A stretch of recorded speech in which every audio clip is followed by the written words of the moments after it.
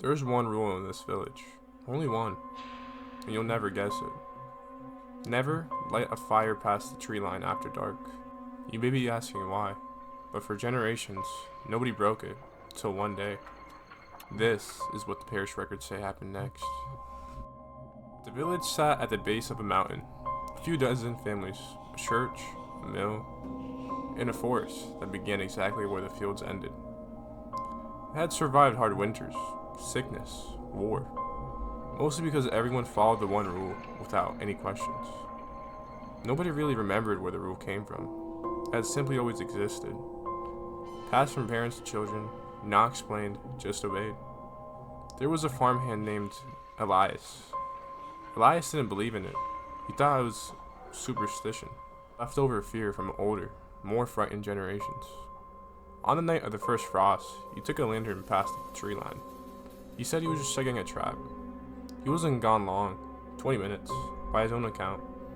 He came back cold, a little shaken, but otherwise fine.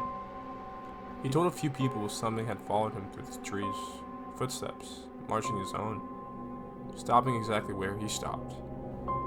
Most people brushed it off. Wind, an animal, nerves in the dark. Even Elias seemed to forget about it within a few days.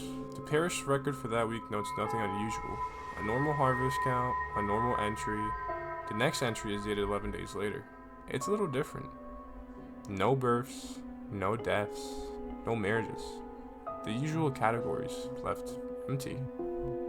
Instead, it simply reads, "The village is quiet, too quiet. God keep us."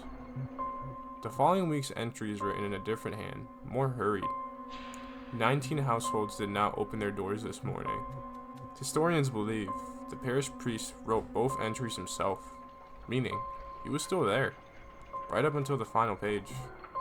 The last entry in that register is dated 3 weeks after the first frost.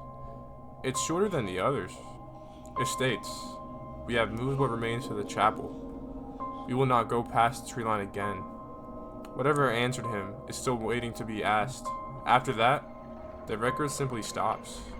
No explanation, no formal notice, just blank pages. Nearby town records mention the village only once the following year.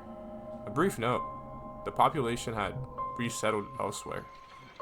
No further detail given. No mass graves were ever found. No record of plague, or famine, or attack matches the timeline. Whatever happened, it left no official cause. Local folklore eventually filled in what the records didn't. The version passed down through nearby villages says the rule was never really about the fire. Fire was just a signal. What mattered was staying inside the boundary until sunrise. The story says whatever lived beyond that line didn't chase anyone that first night. It simply listened. It learned, from the sound of Elias' footsteps, exactly what a person from that village sounded like. And once it knew the sound, it didn't need the rule broken again. It could imitate it. Some versions of the legend go further. For those final 3 weeks, villagers reported hearing family members outside their doors at night, asking to be let in, even when everyone in their house was already accounted for. The chapel from that final entry still stands today, according to the regional surveys. The village itself doesn't. No foundations, no ruins, nothing marked on the modern maps. Only the tree line remains unchanged, still marking the same boundary the rule once warned people not to cross. Locals in the area mostly shrug the story off now. An old tale, told to keep children close to home. But a few, when pressed, admit something else. They still won't walk that tree line after sunset, rule or no rule. No one has ever confirmed what actually happened in that village. The records simply stop. The same way Camera 6, all those years later, simply keeping records, something that the rest of the story can't explain.